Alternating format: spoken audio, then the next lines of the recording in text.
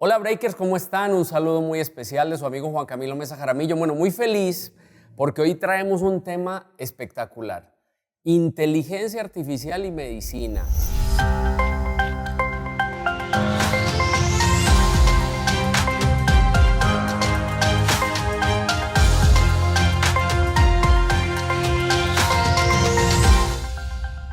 Y tenemos a dos super expertos en el tema. El primero es el doctor Omar Armando González Romo. ¿Cómo estás? Gracias, bien. Omar es experto en salud digital e inteligencia artificial aplicada a la medicina y es máster en inteligencia artificial e innovación. Imagínate nomás. Nada más. Ahí está. Y de este lado tenemos a un gran amigo, el doctor Cristian Alfonso Castro Andrade. Él es médico cirujano integral y maestro en administración de hospitales e instructor de simulación médica. ¿Cómo estás? Muy bien, ¿y ustedes? Gracias. Pues muy bien. Bueno, pues saludando a toda la gente de América Latina, de México. De verdad este tema de la inteligencia artificial es un tema muy interesante porque es un tema que nos empieza como a llegar a todos, ¿no? Ya las evaluaciones las va a hacer una IA, ya van a desaparecer los médicos, ¿qué pasa con todas las aplicaciones donde yo puedo consultar? Y entonces la primera pregunta, Omar, es, ¿la inteligencia artificial va a reemplazar completamente a los médicos o no? Bueno, vamos a profundizar un poquito en este tema porque hay un gran debate entre los tecnólogos y los médicos, ¿no? Entonces, tanto los tecnólogos quieren impulsarse para que esto se llegue a cabo, hasta cierta medida, obviamente, los médicos y la población sabemos que no es así, ¿no? No se va a sustituir porque hay algo que es el discernimiento. O sea, no. No. La posición es no. No se va a sustituir. Hay una postura muy, muy padre que les voy a platicar que es de Geoffrey Hinton. Él es un pionero en inteligencia artificial, que lo que se habla en esta parte es de que él dice que la interpretación de la radiología, de las imágenes médicas, sí va a ser sustituida, ¿sí? Que va a ser más potente el ojo de la IA que el ojo clínico. Aparte porque la vas a poder comparar. O sea, imagínate que tú como médico tienes una radiografía. Voy a poner un ejemplo. Una radiografía y tú como médico has visto en tu vida a 500 pacientes. Pero si tú subes esa misma radiografía a la IA, no la va a comparar con 500, la va a comparar con 10 millones. Y entonces te puede generar parámetros muy interesantes, ¿no? Sí, que eso es algo muy, muy importante. La IA depende de cómo la entrenemos, ¿sí? Nosotros la vamos a entrenar, ¿no? Los expertos en radiología la van a entrenar. Entonces, ¿qué pasa aquí? Bueno, cuando como médicos solicitamos una radiografía o una imagen de tórax y alcanzamos a ver algo en abdomen, el ojo clínico del médico se va directo al tórax y la IA va a ver todo, ¿sí? Eso se los platico por casos reales, donde pacientes con tomografías, en casos de COVID, se determinó que tenían ya principios de cáncer en otras áreas y no los detectaba el ojo clínico debido a otras causas, ¿no? Pero estaban ahí los tumores y el ojo médico no los vio. Entonces, ¿qué estamos aquí exponiendo? Que posiblemente en la IA, con este tipo de herramientas, los hubiera visto, ¿no? Entonces, deja de ver nada más el tórax, veo todo, y entonces ahí es donde puede haber una mejora por la inteligencia artificial, además de que es mucho más precisa los cambios que puede ver en una imagen que un ojo clínico, ¿verdad? Doctor, ¿cómo es la IA? Explícale a los breakers que no, ¿cómo es una IA? Porque la gente dice, no, pues una IA es ChatGPT, ¿no? Digamos, pareciera que solo eso es la IA. ¿Cómo es una IA en medicina? ¿Es un escáner que te escanea así como el Watson de IBM? ¿O qué es una IA en medicina? Justo hace un momento platicábamos, por ejemplo, este ejemplo que da, que es el IBM Watson, una herramienta que principalmente está enfocada hacia padecimientos oncológicos, en el cual, teniendo los datos de nuestro paciente, pues lógicamente hace en automático IBM un comparativo con cientos de análisis clínicos para ofrecerte un tratamiento personalizado a tu paciente, ¿no? Yo comparto totalmente, como lo dice el doctor Omar, el hecho de que no va a sustituirnos como médicos, puesto que hay aspectos de empatía, hay aspectos de juicio personal, hay aspectos de decisiones que sí implican esa humanización, ¿no? Al momento de tomar una decisión y no nada más en este aspecto. Y otra cosa de lo que mencionan en cuanto a las preguntas de cómo sería una IA, sería lógicamente el hecho de que sí implica tanto ciertos ventajas, ¿no? Como desventajas. Entonces, pues bueno, ventajas, el número de cantidades con lo que podemos hacer comparación para llegar a un diagnóstico o un tratamiento. Desventaja, pues también qué tan alimentada está nuestra base de datos, ¿no? Para poder llegar a estos diagnósticos o tratamientos. ¿Es un problema hoy que la gente se quiera diagnosticar y recetar con ChatGPT? ¿O ChatGPT hoy tiene en sus conductas de ética, digamos, de programación, dice, no, yo no te puedo recetar? Mira, ese tema está padrísimo porque el tema de la automedicación, México es el país número 1, ¿verdad? Sí, que ¿no? consulta De en Google antibióticos, el aparte. padecimiento y qué tengo y cómo me trato. Entonces, Es el número 1. es el número 1, sí, que consulta en Google sus padecimientos. Entonces, lo que pasa aquí es que a la hora de que nosotros queramos, ahora sí que conocer bajo un dispositivo, bueno, los softwares de IA ya están clasificados como dispositivos médicos, es decir, es como se regulan. Entonces, detrás debe de haber un responsable de esto.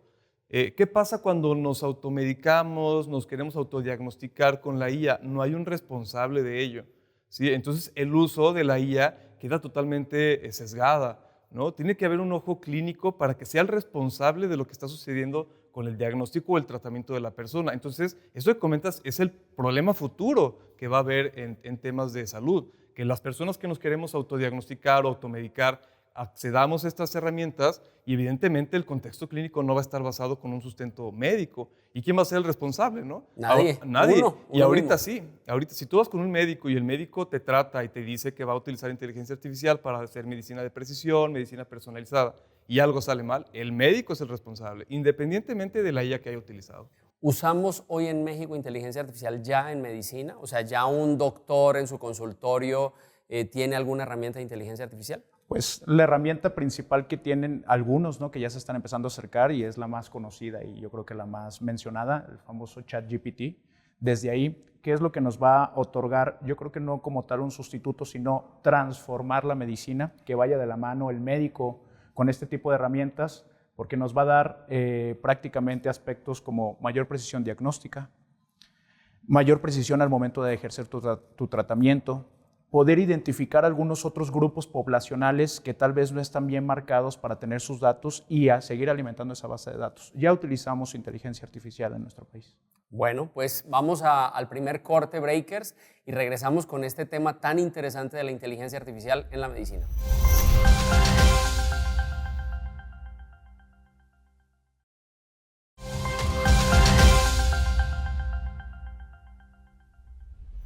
Breakers, estamos de regreso en este tema de la inteligencia artificial en la medicina. Bueno, te iba a preguntar algo. Hace unos días vi una información sobre unos módulos donde tú como paciente ibas a llegar, ponías tu identificación, te ibas a meter al módulo, el módulo te iba a escanear y te hacía un diagnóstico de si tenías alterado el colesterol, los triglicéridos, y solo escaneando, o sea, no te tocaba. ¿Eso es real? O sea, ¿ya funciona? ¿Ya hay módulos en el mundo instalados? ¿Cómo está esto? Mira, está padrísimo porque la IA, digo, para mí la verdad es de que yo estoy súper metido en el tema de la prevención. Para mí la IA viene a revolucionar el campo médico a través de la prevención y esta es una herramienta. A lo mejor no es todo, debemos obviamente de indagar un poco más, hacer test de cálculo de riesgo, de prevención, de pronóstico, de predicción, pero sí es una herramienta que nos va a ayudar a identificar tempranamente algunos elementos físicos, biológicos, fisiológicos. No es obviamente la única función y quedarme solamente con eso. Pero si yo como médico tengo un instrumento como esto, que mande a mi paciente que se haga un escáner, me va a ayudar a tener mejores herramientas para prevenir, ¿sí? Principalmente la identificación temprana, que es el gran problema mundial. Podemos utilizar la IA en radiología, en oncología, en dermatología, pero en prevención, imagínense la cantidad de datos que hay en el mundo que no se pueden almacenar y analizar porque no tenemos la capacidad y con la IA sí. Ahora Entonces, imagínate en el Seguro Social. Tú llegas y tienes exámenes, te mandaron a hacer exámenes de esto, llegas a las cabinas, entras y en segundos sales con el resultado ya para que el médico los interprete. O sea, imagínense lo que pierde un paciente, Breakers, en el Seguro Social o en el que maneje cada país de seguridad social, el tiempo que pierden en un examen de sangre, de triglicéridos, de colesterol, que son los básicos para que el médico pueda ver si hay algo alterado. Entonces, imagínense las cabinitas, llegas, te haces y entras. Imagínate la revolución que pasaría. Aparte, Me encantaría comentar algo. Por ejemplo, en México, todos los médicos que están en cuestiones de seguridad social, se pierde cerca del 50% del tiempo en la consulta, no solo en este tipo de cuestiones, sino en temas administrativos, en que yo médico debo de registrar su nombre y todos sus datos. Yo creo que ahí también es parte de esta transformación, ¿no? Que la inteligencia artificial permita que ese lapso, que ya es menor en la atención médica, en ese lapso aprovecharlo al máximo, centrado totalmente hacia el paciente. Oye, pero ya existen esas cabinitas. O nada más es un tema de que están probando. Sí, son pruebas. Creo que, y uno de los creadores es el creador de Spotify, que está haciendo un escáner. Pero bueno, aunado a eso, con esta analogía de imaginarnos este mundo con la inteligencia artificial, ahí creo que lo que nos ayuda mucho también como sociedad es entender que, bueno, la inteligencia artificial se va a aplicar en muchos ramos, ¿no? Temas administrativos, es decir, ahorita hablábamos de cuáles IAs, ¿no? Bueno, pues es que está el aprendizaje supervisado, el no supervisado, las redes neuronales, el lenguaje natural. Hay una gran gama de herramientas de IA que nos van a ayudar en cada uno de los procesos. Unos administrativos, unos preventivos, unos de diagnóstico, unos de tratamientos. Entonces, todas esas gamas de digitalización se tienen que ir aplicando en nuestro ecosistema. Vamos a estar más vigilados. Voy a poner este ejemplo. La IA me va a permitir en un hospital de primer nivel, ¿es el más alto o el tercero? Tercer nivel. Es el más alto, ¿no? Y entonces ahí la IA me va a permitir saber cuántos pacientes, la eficiencia de la solución de los traumas en uno de los... Estoy diciendo términos que a lo mejor me van a criticar, pero los breakers saben que no soy médico. Entonces, ¿cuál tiene mejor eficiencia en la solución de problemas? ¿A cuántos se le mueren más los pacientes? Y entonces va a haber una cantidad de data que le va a permitir a los nosocomios tomar decisiones frente al personal que está a cargo y atendiendo, porque la realidad es que hoy es muy difícil medir cuánto se tarda un paciente o si la verdad lo atendió bien, no lo atendió, ahí le hizo la receta y ahí vete, ¿no? Eso va a cambiar radicalmente la administración. Totalmente va a revolucionarlo. De igual manera, recordemos algo que es algo que se está buscando en la medicina desde hace años. Estados Unidos comenzó a estudiarlo desde un principio, que es la seguridad en el paciente. Seguridad en el paciente enfoca el hecho de situaciones de riesgo que involucra una intervención médica y el daño que yo le puedo generar al paciente. La inteligencia artificial, como lo menciona el doctor Omar, va enfocado hacia esos aspectos preventivos también, ¿no? El hecho de evitar que estando dentro de un hospital le genere un daño a mi paciente.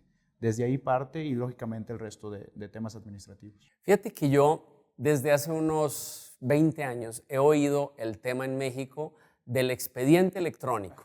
No, de que tú llegues con el oftalmólogo y consulte y diga, Juan Camilo ha tenido este padecimiento, tuvo prediabetes, tal. Y entonces eso es un expediente. Entonces a mí me parece como paciente increíble que no hemos logrado digitalizar el expediente y vamos a brincar a la IA.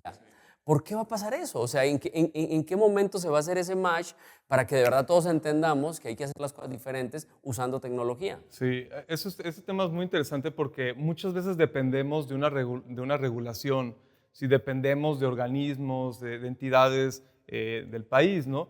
Pero los grandes problemas están bien identificados, ¿eh? Es la interoperabilidad, ¿sí? Que es que esa información pueda ser que tú tengas tu expediente y que pueda estar en todos los otros sitios, ¿no? Públicos y privados. Y la infraestructura digital, que también es otro gran tema, ¿sí? En los hospitales, para que esto suceda, tiene que haber una infraestructura y la realidad es que todavía no lo hay. Esperemos que pronto... O sea, no hay servidores. No hay servidores, exactamente. ¿Cómo vamos a analizar esta gran cantidad de datos si no tenemos las herramientas para hacerlo? Entonces, en la intención ya la hay, ya Entonces, sabemos ¿cómo vamos a brincar de esto que pareciera tan fácil? O sea, nada más es digitalizar y que todo tu expediente, o sea, es la cosa más sencilla, pareciera, ¿no? Para que tú estés en cualquier médico, cualquier especialista y vean lo mismo siempre. Porque siempre te preguntan, oiga, ¿y esto? ¿Y no tiene alguna? Bueno, ay, ¿dónde dejé el estudio que me hice hace un año? Entonces, a mí, y perdón que sea tan un poco escéptico, ¿cómo vamos a brincar a la IA y ya todo pasó y todo se conectó? ¿Cómo? Mira, algo que se está esperando, que se está analizando dentro de las regulaciones de México, es que podamos tener nosotros esa información como pacientes, ¿sí? Que esa interoperabilidad se dé porque yo en mis wearables, en mis dispositivos, Esa es la clave, que tú lo tengas. Entonces tú cuando vas, tú lo compartes, ¿no? Con un QR lo puedes pasar tu información, que tú por tu voluntad pases tu información a tu nutriólogo, a tu médico, a tu institución a donde vas, pero es un tema que bueno, requiere infraestructura. Entonces, no nada más es el brinco, ¿no? Es también toda la logística que implica en esta índole. A lo que se refiere el doctor Breakers, y es bien interesante, es que todos tenemos datos ya. O sea, ya un relojito como este que yo uso te toma el índice de, ¿cómo se llama?, del aire, del oxígeno. La saturación. La saturación del oxígeno, oxígeno, ¿no? Ya la frecuencia cardíaca, o sea, ya hay datos que podrían estarse compartiendo a mi expediente clínico de manera automática, ¿no? Pero imagínate, o sea, cuántas personas tienen un reloj que pueda tener datos. Vamos a un corte, la verdad es que podemos quedarnos aquí muchísimas horas hablando de este tema tan interesante que va a transformar la salud en México y el mundo, más un país con tantos problemas como México en el tema de la obesidad, de la hipertensión, de la diabetes, ¿no? Regresamos.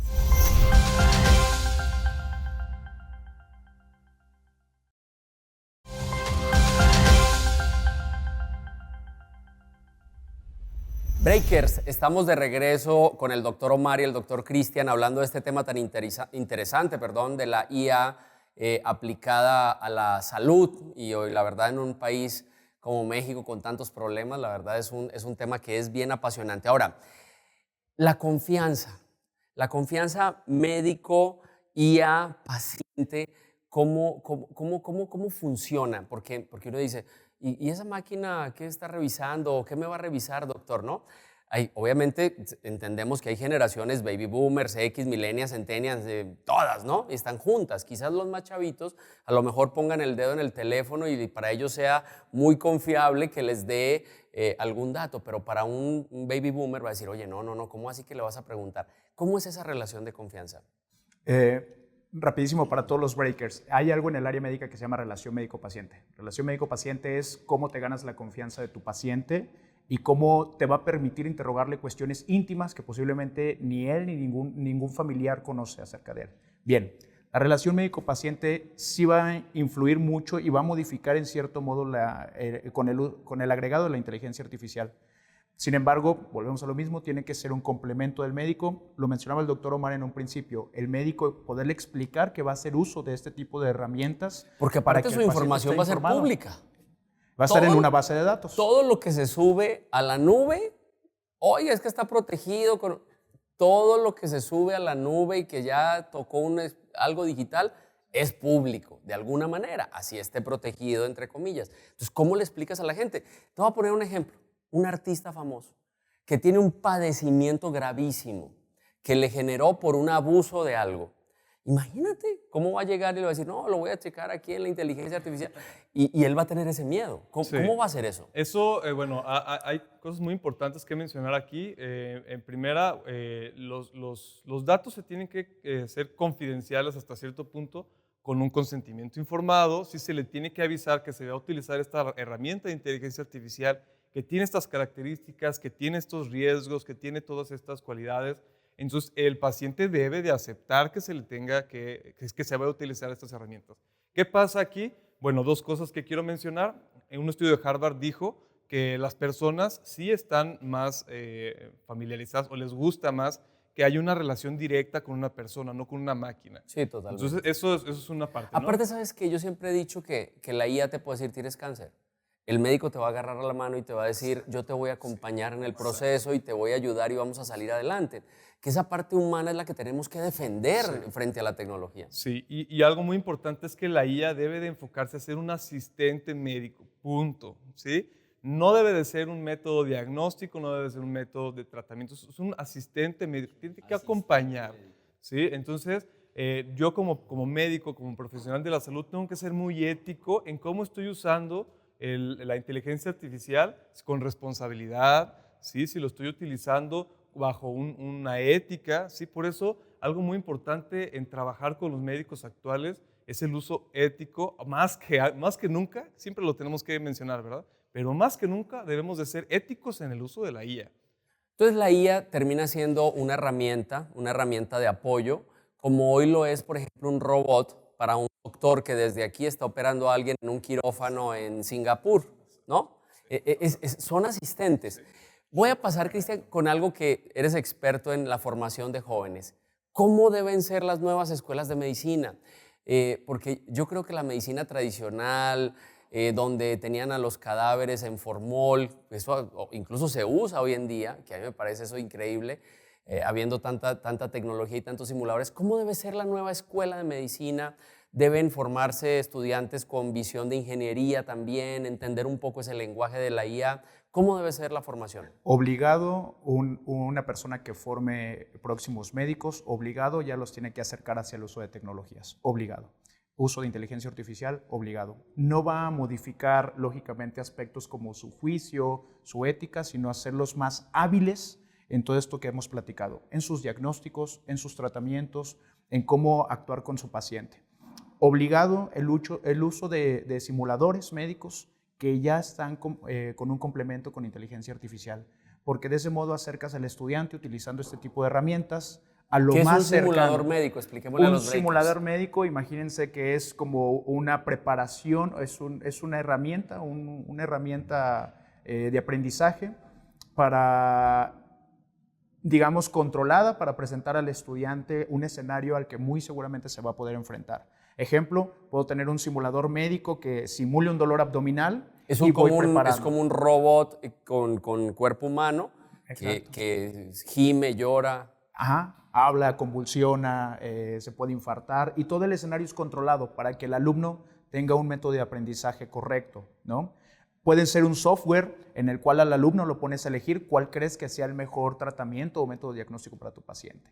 Entonces, obligadas ya las escuelas de medicina se deben de estar pues prácticamente dentro de sus planes de estudio este tipo de herramientas. Ingenierías también se debe de empezar a adoptar por parte de los O sea, alumnos. hoy casi que debería existir una escuela de medicina, de ingeniería, donde hayan ingenieros biomédicos con médicos formándose en la construcción de una nueva manera de entender la medicina Sí, y es la correcto. ingeniería. Yo creo que algo que todos debemos de ahorita estar muy conscientes en el ámbito educativo son, para mí, dos cosas, ¿no? El uso de la digitalización de la salud, o sea, tenemos que implementarlo, pero también tenemos que ser cada vez más humanos, porque si se fijan, ahora la tendencia es que con tanta tecnología, con tanta información, ¿dónde quedo yo como persona, como ser? Entonces, ahorita acercarnos con la parte humana de los médicos, ¿sí? Que no todo es tecnología, que estoy yo como ética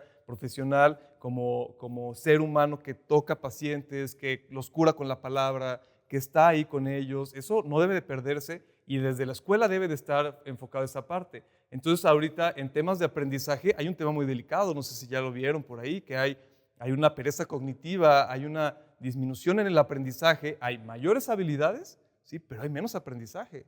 Eso es algo que debemos de tener muy en cuenta, ¿sí? Porque al final de cuentas los médicos son los que vamos a ser responsables de esos pacientes y bueno, no es posible que queramos buscar una solución que el responsable sea la IA. Claro que no, el responsable debe ser el médico. Bueno, pues la verdad, Breakers, este tema espectacular. Yo sí creo que va a haber una evolución del sistema de salud a nivel mundial de manera radical, no para desaparecer los médicos, para complementarlos y darles muchas más herramientas. La IA, Watson, todas estas inteligencias artificiales y algoritmos nos van a facilitar la evaluación, la comparación entre razas, entre países, de los resultados que pueda tener un paciente. Doctor Omar, muchas gracias de verdad de corazón por haber venido hoy. Doctor Cristian, un placer tenerlos aquí. Breakers, nos vemos en el siguiente capítulo. Un saludo a toda América Latina. Juan Camilo Mesa Jaramillo los saluda. Chao.